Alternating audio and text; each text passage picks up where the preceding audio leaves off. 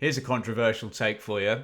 I quite like Russ Martin. Shouldn't be controversial at all, that, should it? But I suspect I may be in the minority. I'm sure you'll let me know down there in the comments. But Russ Martin, the football manager, former Norwich City player in the English Premier League, has become a bit of a divisive figure as a manager, especially since his run in the Premier League with Southampton. Well, I say he's become divisive. That would imply that it kind of goes down the middle. It feels like everybody hates on poor Russ Martin. So I wonder why, and I wonder if I can stand up for him a little bit in this video. And the reason we're talking about Russ Martin is after a pretty difficult run in the Premier League with Southampton, who ended up finishing bottom, Russ Martin has been looking for a nice, quiet, non-controversial place to go and work. He wouldn't want to go somewhere with a massive and intense fan base and the scrutiny of an entire country on his team, with a great rivalry with one of the other sides in that nation.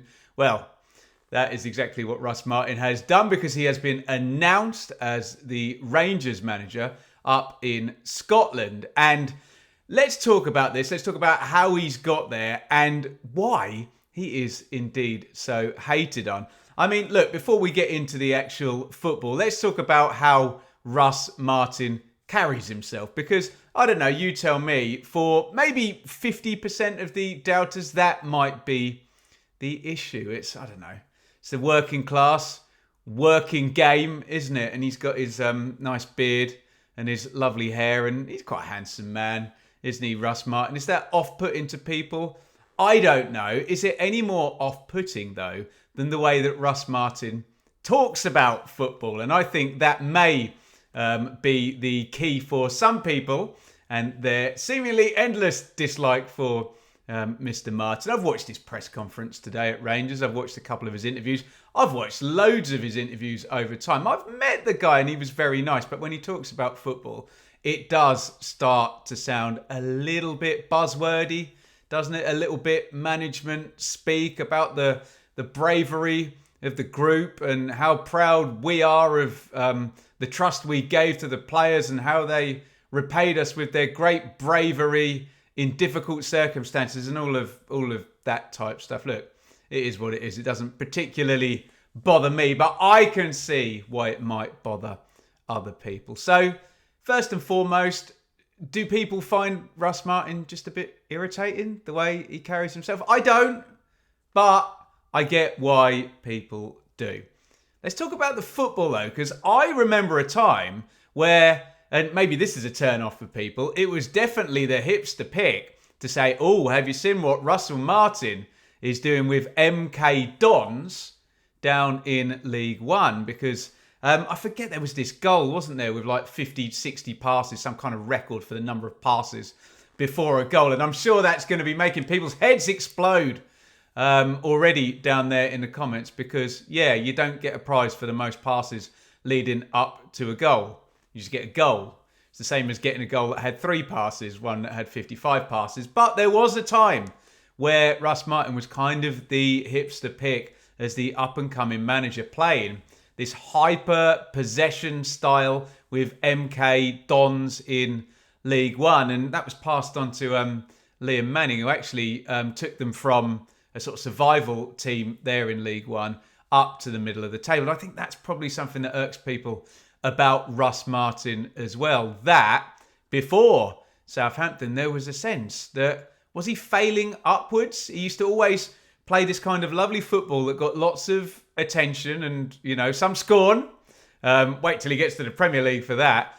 Finish in the middle of the table and then fail upwards, up divisions and up the hierarchy to better and better teams. Well, off he goes to Swansea, and he was very eager to point out today in the press conference at Rangers for the unveiling there that Swansea, and this is all true actually, Swansea had just done 3 years in the Championship, the 3 years of their parachute payments, that horrible ticking clock in the EFL Championship. 1 under Graham Potter and 2 under Steve Cooper. And in both under Steve Cooper, playoff semi-final and then playoff final. And then the American owners at Swansea slashed the budget. And we saw Russ Martin's brand of ultra possession football in the EFL Championship. Now, there were plenty of teething problems. And look, this was at the time I was working on the EFL show for ITV. And you can imagine what happened when I said, oh, Swansea have gone behind, to the senior producer there. He would say, oh, have they given it away playing out from the back? What sort of a goal was it? That was his first instinct. And that is something that has followed Martin. But over time there at Swansea, he kind of got things right. Great signing of Joel Piroux, who obviously shot Leeds to first place and 100 points last season. So kind of innovative work there with Matt Grimes sitting in front of the back four or back three, clocking up 1 million passes per game. Ryan Manning in a weird left back, centre back position, recycling the ball over and over and over again to Harry Darling, who he'd bought from MK with him. So, I don't know. Isn't it acquired taste? I quite like it. I like, if I'm watching a division of football, I like all the teams to kind of play a little bit differently. And I thought it was fairly unique and fairly fun. Now, would I think differently if I were a fan of a team managed by Russ Martin? I don't know. Maybe I would. That has never happened to me yet in my football supporting time. So again, same thing. So the failing upwards narrative will get thrown again because I think, did he do 2 whole seasons at Swansea? I think there or thereabouts, wasn't it? And bit of a fallout as well. You might remember an infamous press conference there where some issues after a January transfer window where Martin, in kind of grandstand fashion, brings out all his staff to a press conference to say basically how he'd been failed by the higher-ups at the club in terms of the transfer market. And they then made it very hard for him to take the Southampton job because there's a particular clause in the contract that meant it was different whether they were a Premier League club or a Championship club. Read into that what you will. But up he goes again, and he's now got one of those sweet parachute jobs where the expectation is, of course, to be promoted. And that is what he did. But not without the teething problems we've seen at all the clubs he's been at. And Rangers fans, maybe get ready for this in the interim. And I remember a heavy defeat away at Sunderland. My lot, Ipswich, went there and won. And I think sort of 4 or 5 games without a win or defeats in there. And the way the Championship is at the moment with the parachute teams, that's pretty much all you can afford. And you get behind. And that particular season, we had Leicester with 97. We had Leeds with 90, wasn't it? And Ipswich, the season unicorn, season out of nowhere in between the two of them. So wrong place, wrong time a little bit. But after a shaky start, admittedly,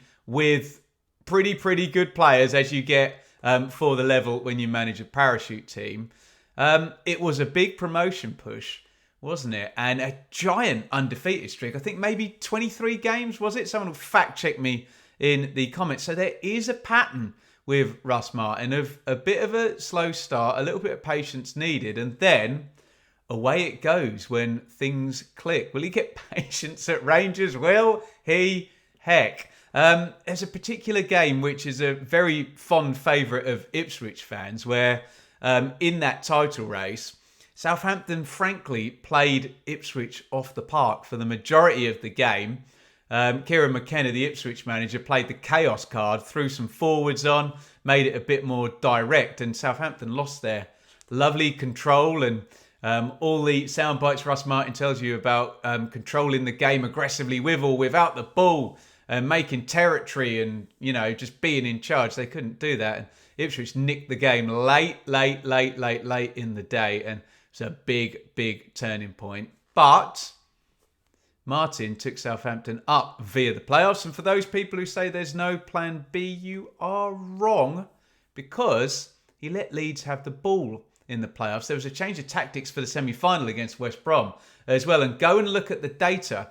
Southampton played very differently in all 3 playoffs, but particularly the final against Leeds United, and nicked themselves a 1-0 win in reasonably pragmatic fashion in what, if you've watched multiple playoff finals, you will know was fairly typical for the genre, fairly cagey, very tournament-y. And Russ Martin, I've got to say, he played it really, really well. But up he goes to the Premier League, and this is where the eyes of the world were on him, and maybe where the majority of the kind of hate and mistrust and suspicion for Mr. Martin has come from. I do disagree with you, Russ, when he said, people only seem to be obsessed with my style of play when I got to the Premier League. Well, I think people who were watching closely were very aware of it right from the MK days, but in the Premier League, there is no room to hide, literally in-game and out of game, and there is no time to have a slow start, and a slow start turned into a disastrous start. And then, of course, we're asking the players to be very brave, and how wonderfully brave they are. That doesn't cut any mustard, does it? And yes, we do get some pretty terrible punditry from the mainstream, particularly when it comes to the promoted teams up in the Premier League. But how can you argue with the mainstream pundits when you see teams giving the ball away in their own box and, perpetually conceding goals from it? It just does not cut the mustard. I don't know whether Southampton would be any worse off. I know they've just hired Will Still. He could be great. We don't know. But would they be any worse off points-wise, having kept Russ Martin? And would they be worse off going into a championship season right now with Russ Martin as opposed to Will Still? Well, that, my friends, is a moot point, because Russ Martin is not going into a championship season. He is going in to a Scottish Premiership season with Rangers. And I have a small understanding of this just through doing YouTube, of the level of intensity of that fan base. And whenever I've talked about whether it be Martin Waghorn signing for Ipswich or Mick Beale going from QPR up to Rangers, and I hear from the Rangers fans, and I'm sure I will on this video, I get a sense of the fervour, the intensity, the passion, the crazy chaos of Rangers, and just the stature that club has in Scottish football. And in Russ Martin goes into that cauldron. I've got the table up from last season. 17 points. Well, strangely, they're 17 points ahead of Hibs in third and 17 points behind arch rivals Celtic. But are they really arch rivals in terms of a competition perspective? Because I'm looking there, and let's be fair, the expectation for Rangers is that they win the league every season, or they come very, very close and Celtic win the league. Being 17 points away is not something that's particularly accepted in that particular part of Glasgow. 2010-11, since then, one title win, that one under Stevie Gerrard in 2020-21. We still would have been in COVID there, so the Rangers fans haven't particularly seen much in the way of success. I know there's been plenty of stuff going on off the pitch that colours all of that as well, but in he goes. And he made an interesting point, Russ Martin. He said, well, at MK it was survival and we pushed it up the table and passed it on in a better place. At Swansea it was a big wage cut and we stabilised it and passed it on in a better place. Southampton in the Premier League, if they'd finished 17th, he would have been a manager of the year candidate. So the expectation was that they were going down, and they went down. But on the one occasion when Russ Martin had the resources and the expectation of winning, he won. Southampton in the Championship, yes, he finished fourth, but he won the playoffs. The brief of any parachute team is to get promoted automatically, or win the playoffs, or get damn close trying and then do it the next season. And he delivered. So is there an argument that he will have the resources? Obviously, Celtic will be hot favourites, but I don't know. Is it more similar to Southampton in the Championship than, say, Swansea, MK, or certainly Southampton in the Premier League? Now, what I'm really interested to know is, obviously, for the majority of games Rangers play in Scotland, they will be massive, massive favourites. And I presume they will face a lot of low blocks and teams just set up and very, very happy to take a point. Does that work well for the Russ Martin style? It might do. Our team's going to come out and press their centre-backs as they're trying to build up the play and be brave on the ball and dominate everything on and off the ball, or whatever sound bites you'll hear. I don't know. I think that might work quite well. Will it work in Europe? Will it work against Celtic? I'm less sure, but they're certainly going to get plenty of reps trying it against the other sides there in Scotland, where, frankly, Rangers are expected to win every single time. It's a fascinating one, isn't it? He's a fascinating character. I get the reasons why people are suspicious. I find some of the hate a little bit much. And you know me, I'm Mr. Positive. But I don't know. Could this work out? Could Russ Martin be sat there like that to everybody if, with a fair wind, he can get that style working for Rangers and close up 112 goals, by the way, Celtic scored last season. It's going to be a job, but what a job if he gets it done. Can he do it? Let me know your thoughts on Russ Martin in the chat. I've tried to be pretty light-hearted about this. There is no need to get personal about it. Talk about football management, talk about football. Let's try and keep it calm. But I understand we are talking about Rangers, which does come with a certain level of intensity and passion and emotion coming out in the comments. Let me know what you think. And we've got a poll as well going on the community tab of how you think Russ Martin will do at Rangers. I think it's a fascinating hire. It was the big news today in football. And I'm just pretty eager to know what you guys think. That is my say. Why does Russ Martin get so much hate? Poor fella. Let me know in the comments.